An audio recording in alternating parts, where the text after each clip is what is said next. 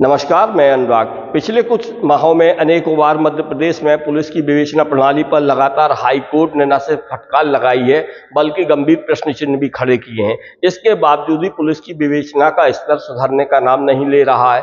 जहां कई गंभीर अपराधों के अपराधी कमजोर विवेचना के चलते छूट जाते हैं, तो वहीं कई बार विवेचना में गंभीर गलतियों के चलते निर्दोष लोगों को सालों कोर्ट के चक्कर काटने पड़ते हैं, बल्कि कई मामलों में उन्हें जेल भी काटना पड़ती है। वह तो भला हो मध्य प्रदेश के हाई कोर्ट का, जो इन मामलों के सामने आने के बाद न सिर्फ दूध का दूध और पानी का पानी कर रहा है, बल्कि पुलिस की कार्य प्रणाली पर भी गंभीर सवाल उठा रहा है। कई मामलों के अपने आदेशों में न्यायालय ने पुलिस की लापरवाही को गंभीर बताते हुए कई बार फटकार लगाई है, किंतु अब भी कई जिलों में पुलिस की विवेचना का जो स्तर है वह पुराने ढर्रे पर ही चल रहा है। अनेकों बार हाईकोर्ट ने मध्य प्रदेश के विभिन्न जिलों में कलेक्टरों द्वारा एनएसए की कार्रवाइयों को गलत ठहराते हुए न सिर्फ उनके आदेशों को निरस्त किया है, बल्कि जुर्माना भी ठोका है।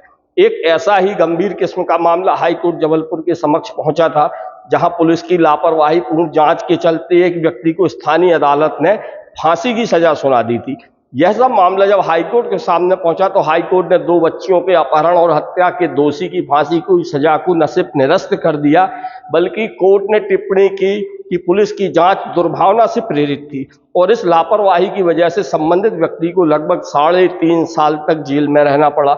न्यायालय ने बालाघाट एसपी को आदेश दिया है कि वह गलत जांच करने वाले विवेचना अधिकारी से 1 लाख रुपए वसूल करें। साथ ही सरकार को भी 1 लाख रुपए का मुआवजा आरोपी बनाए गए व्यक्ति को देने का आदेश दिया गया है। मामला 4 अप्रैल 2022 का है। बालाघाट जिले के थाना तिरोड़ी की महके पार चौकी क्षेत्र में राजीव सागर बांध की कुड़वा नहर में 5 और 3 साल की 2 बच्चियों के शव मिले थे।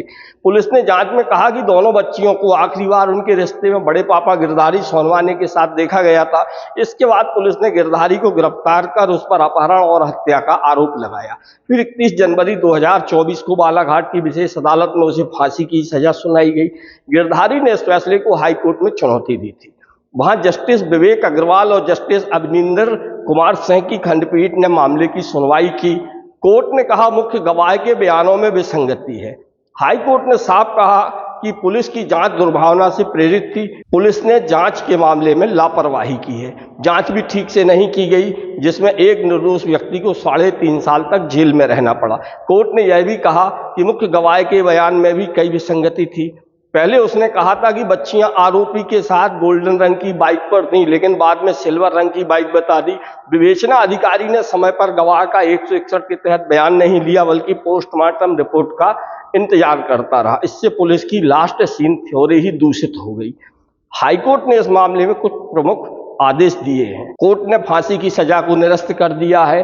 आरोपी को रिहा करने के आदेश दिए हैं। राज्य सरकार पर 1 लाख रुपए मुआवजा देने का आदेश दिया है।